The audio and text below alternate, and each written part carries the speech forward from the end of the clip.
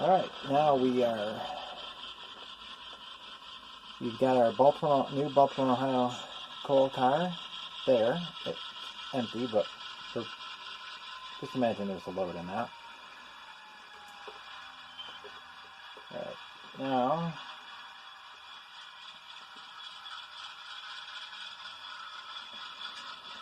we gotta pull these cars out because that coal hopper has to go at the end of that track. It has to go down there.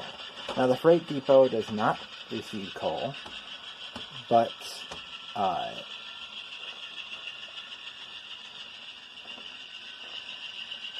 the coal is received by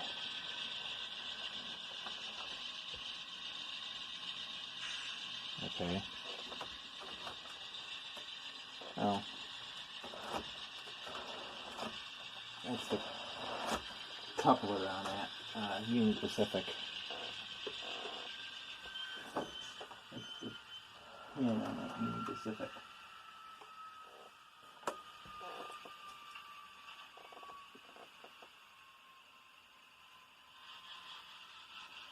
Once this switching is done, that car is going to be taken out of service.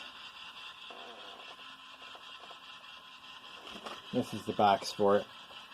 You can see I already have it written on it, pins catch.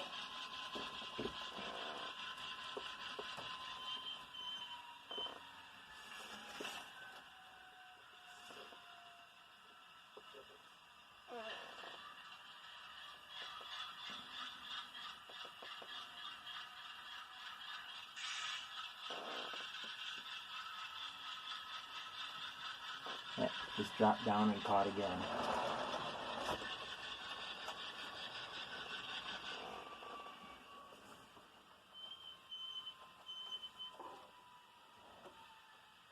And the coupler is quite loose in the pocket too, which is another problem.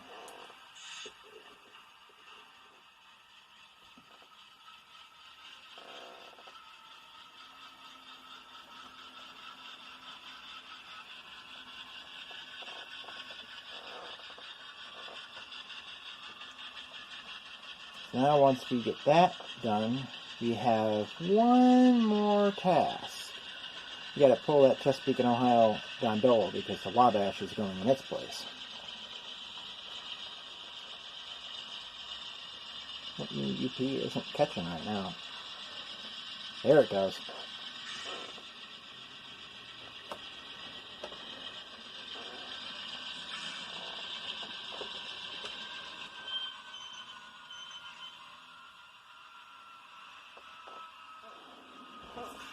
Okay, that should fit through there. So we'll uncouple that, pull that forward. We'll do another close clearance.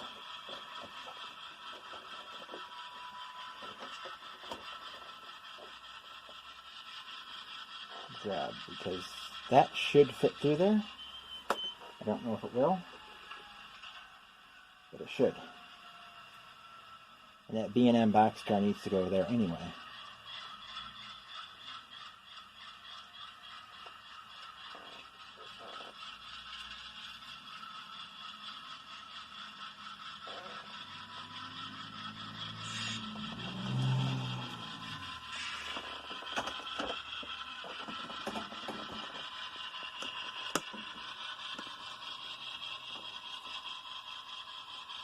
Right by it.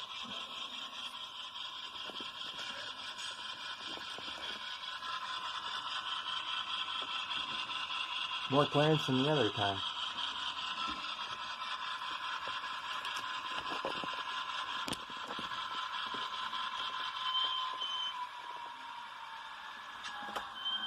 Yep. You derailed the Union Pacific and went off the end of the track. Have to push the nail over, or the nail's not high enough. Okay, we're running out of time because it's 5 minutes of 7. As you can see, I had enough of the UP hopper. It kept catching. I couldn't get it to stop catching, so I switched it out for the Santa Fe, which the pins are a little low, but This UP, the Santa Fe ones, they're curved more better than the UP ones.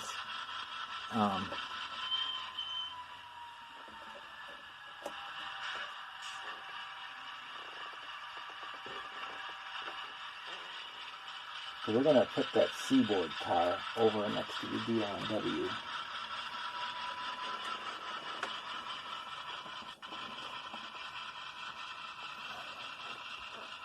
I'll go up and forward. I'll show you the pins on this UP car.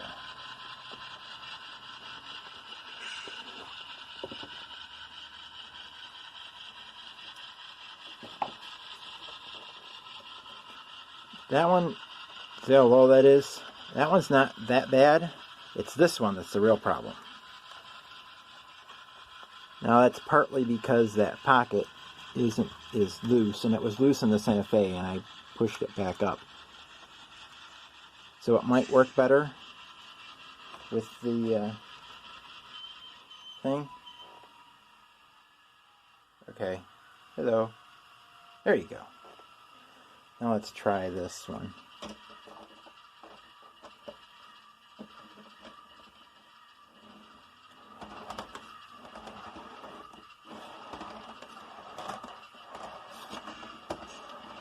Yeah, tightening that pocket, putting that coupler on. It still catches a little bit. No, coupled to that, I didn't want that to do. That. Okay, so the problem with the UP hopper has been fixed. No. It catches there. Now that one's covered as a little loose. Oh well.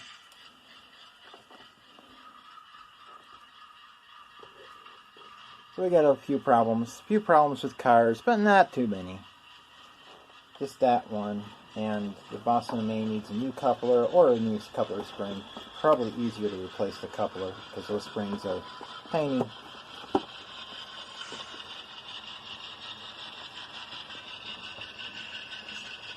Alright, we got the Seaboard going in there, and then we're going to be putting the Santa Fe and the Boston & Maine out on this track, and the Wabash is going to go in there, and whoa, whoa, whoa, whoa, whoa, whoa, whoa, whoa.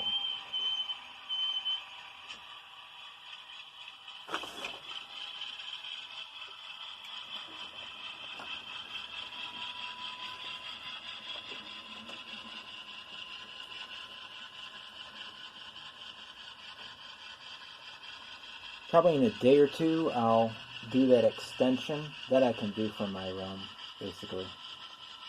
I can reach that end of that track better.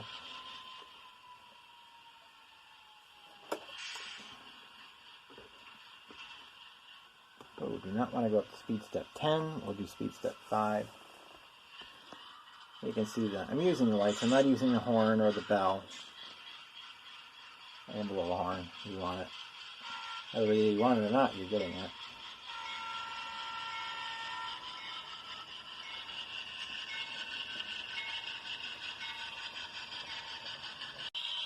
And you see we have a little bit of derailment there. The Santa Fe, that one truck on the Santa Fe decided it was going to jump the tracks. You can see it bobbing along there.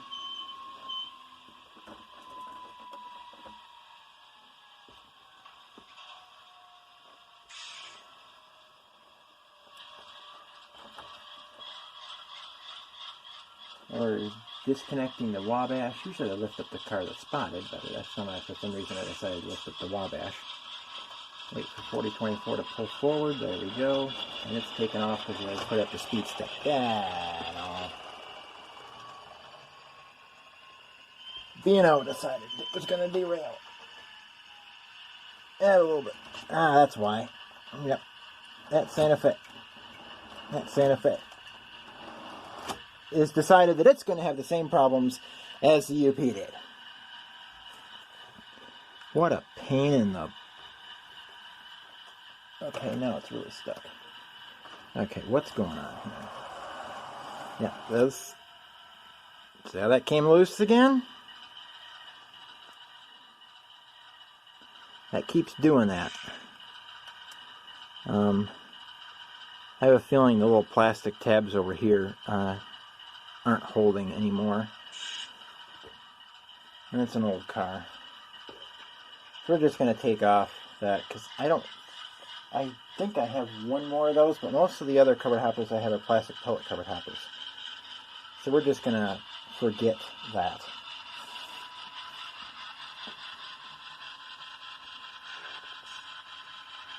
Forget it was ever on the train. Throw our switch. And Wilmer's probably live now, but I'm going to finish up this.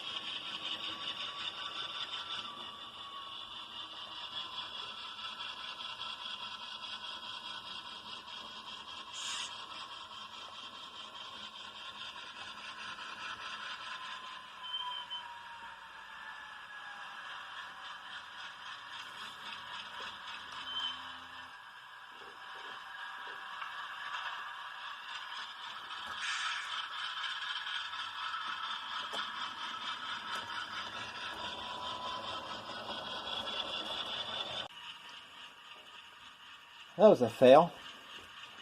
I was talking away, and the video was paused. I don't remember when I paused it, so I don't know how much of the last thing I said. I am going to add a couple more temporary spurs. They'll be over here, about where those two loose tracks are sitting. They could be 6 feet long. They could be 3 feet long. Probably 3 feet would be better. Most of the spurs, all the spurs here are 3 feet long.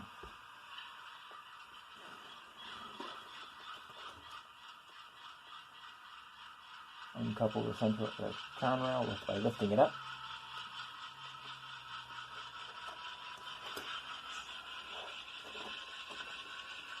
Okay. Let me know what you think I should spot there. I don't have any tank cars, so that's a no-go. I have lots of box cars. I have lots of plastic pellet covered hoppers. Not so many grain hoppers. I have the CNW, the Santa Fe and the UP. They aren't working right. Those coupler pockets are loose and they're not wanting to work. Every time I turn around, the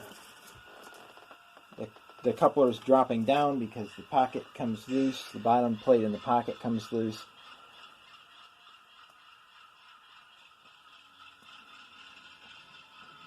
And I think that's a problem with the car body, not the plate itself, because the plate looks fine. So there'll be a switch out where that end of track is out there. It'll go into the programming track.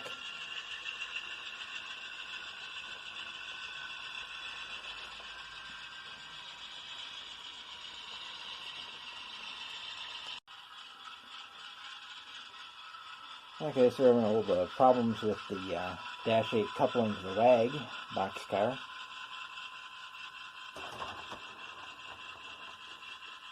There we go. We're just assembling our train, and then I'll be off to listen to Wilmer, or watch Wilmer. And that'll conclude this operating thing. Might have been able to hear the compressor loop of the Dash 8 with me talking. I don't know. Throw that switch, and our final move. Backing the train together. Eventually I'll get all those price stickers off of these cars.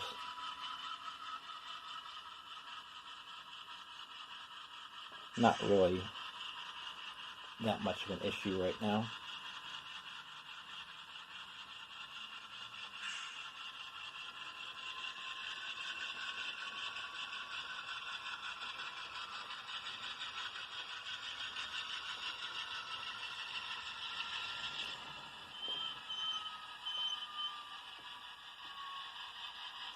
Okay, so I've put my train back together, and I'm done for the night.